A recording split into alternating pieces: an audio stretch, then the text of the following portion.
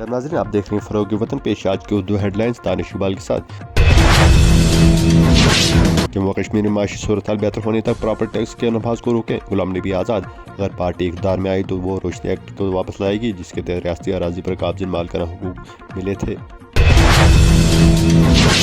Election होते ही property tax जैसे अवाम दुश्मन फैसलों पर नजरसानी की जाए, अल्ताफ बुखारी। जम्मू कश्मीर इंतजाम में प्रॉपर्टी टैक्स लगाने से 150 करोड़ आमदनी की तवक्को कर रही है। प्रॉपर्टी टैक्स का इतलाक एक अवामी मुंतखब हुकूमत का हक, एतमादी और खुदा एतमादी से ही मौजूदा चैलेंज से निजात हासिल किया जा सकता है। Doctor Farooq Abdullah. Property tax Modi हुकूमत ने नहीं लगाया, इंतजामिया को फैसले से कबल अवाम को एतमाद में लेना चाहिए था। रविंदर रैना। जिला डोडे की पंचायत रोतीपत में बिजली का निजाम खस्ता हाल, तरसली लाइनें सरसब्ज रखनों लकड़ी के खम्भों के साथ लटकी, मुतल्लिका महकमा कोटा से मसनी।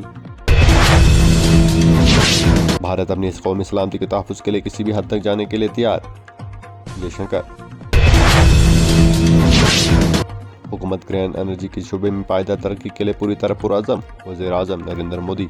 कहा, ईंधन के इस्तेमाल में कमी और गैस पर मुबनी मैशत की तरफ बढ़ना मुल्क की तरजीहात की 3 सतून। हज 2023, आज़मीन को कोई सऊदी रियाल फराम नहीं किया जाएगा, हज कमेटी। नाजरीन, इसके साथ दीजिए अपने मेज़बान दानिश इकबाल को इजाज़त। आप देखते रहिए फरोग वतन। हमारे पेज और यूट्यूब चैनल को सब्सक्राइब करना ना भूलें।